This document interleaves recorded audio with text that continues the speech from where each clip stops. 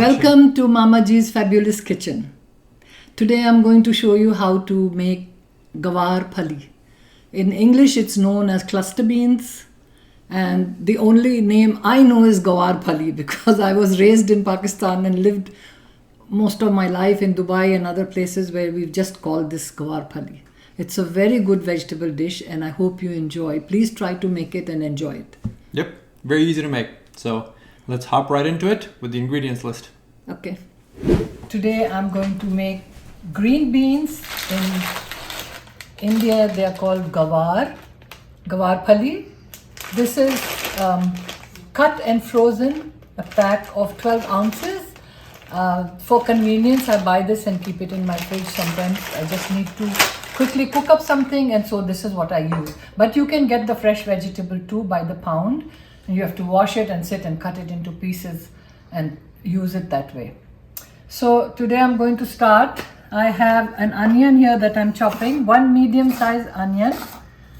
I'm just going to chop this into slice it into fine slices, and then I'm going to chop it and use this.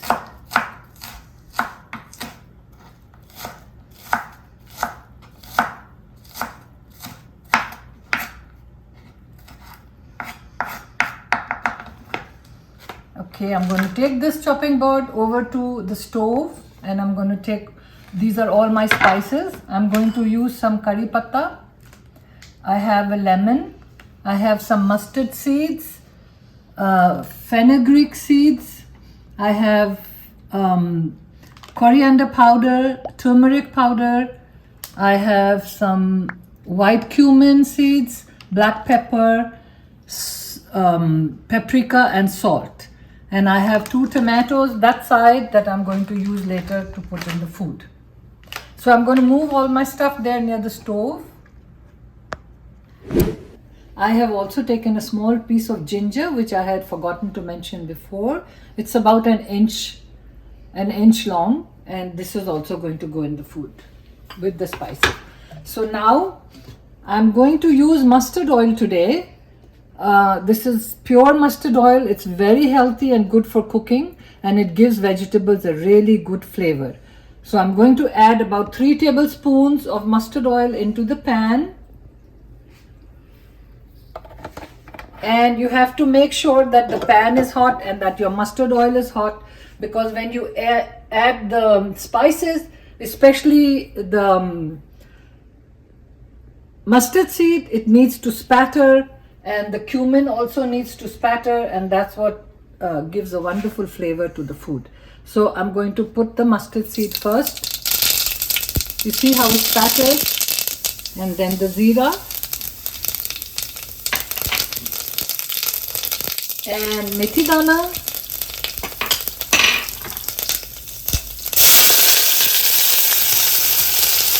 and the onions.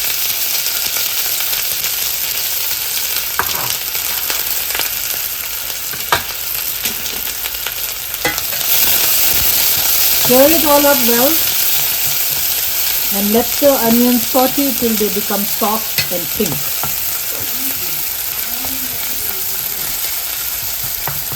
Just let it cook. I lowered the stove a bit to medium low, and in the meantime I will chop my tomatoes.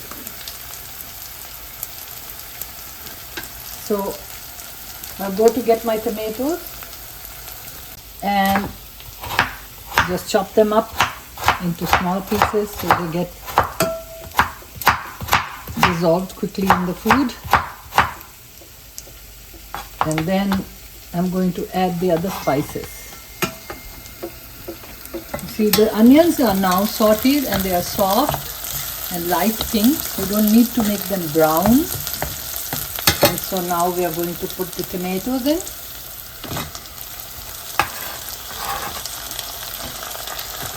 And to it I will chop and julienne the ginger.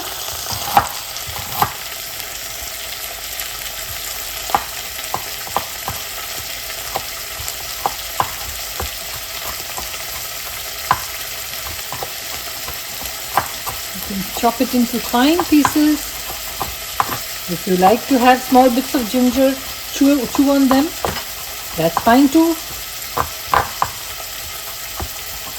But ginger is a very healthy root to add to your food.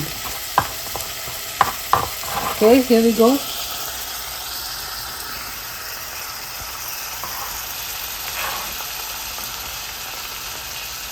Then you add the curry leaves. You add the curry leaves. I grow my own curry leaves and then I dry them out after washing them and use them whenever I need it. Now I'm going to add the salt and the turmeric powder.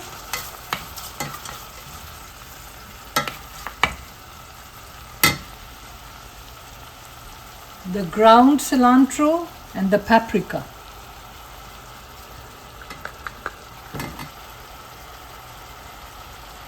The black pepper.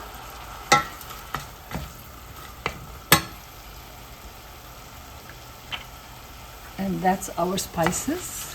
Stir it up well so all of it gets incorporated nicely. And with the onions.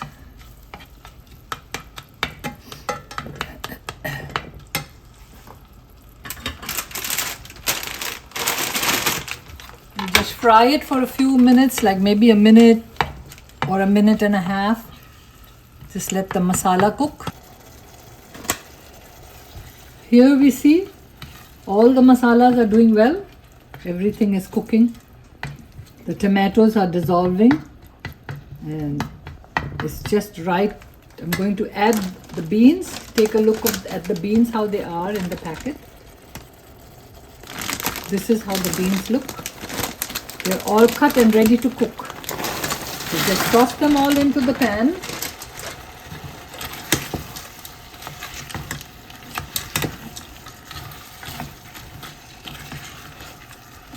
Stir them in well so that they all get coated with the spices and the tomatoes and onions.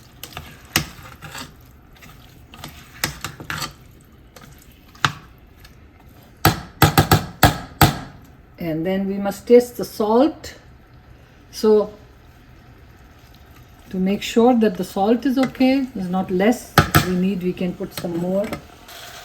Okay, it's all mixed in and I'm going to taste the salt just to see. So I just rub my finger on the spoon a little bit and then taste the salt. The salt is less, so I'm going to add just a little bit of salt more. Just a little bit to taste. Stir that in. And the stove is now on medium high. So I'm going to just stir this a little bit. I'm going to add a cup of water. I'm adding 1 cup of water so the beans can cook. And see, it just about covers the beans. It's not too much water. It just about covers the beans. And then you cover them with the lid and just lower the stove to medium low, right here. And then just let it simmer for about, I'll come and check it after about 5 or 6 minutes. Okay, I'm going to check the beans now. It's been 5 or 6 minutes and see how much of the liquid is dried up. Give it a stir. Yeah, it's doing well. It's doing well, and the liquid has reduced. The beans, I think, are still a little bit uncooked. Let me see. Yeah, you can feel it. This liquid needs to dry up, so I'll turn the stove down to let it simmer till the liquid dries up low. Put the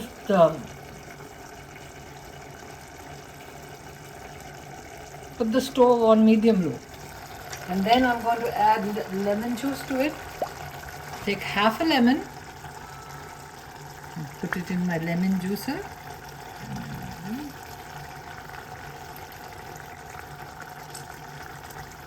Stir it in.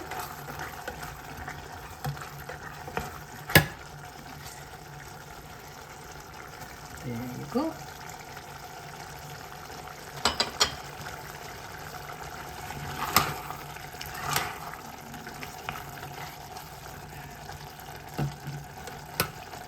And now for that little liquid to dry up, I'm just going to leave it on medium-low and let it simmer for maybe another few minutes, and then I'll come and check it. If the liquid has dried up, I will turn the stove off and garnish it with some cilantro, and it will be ready to eat.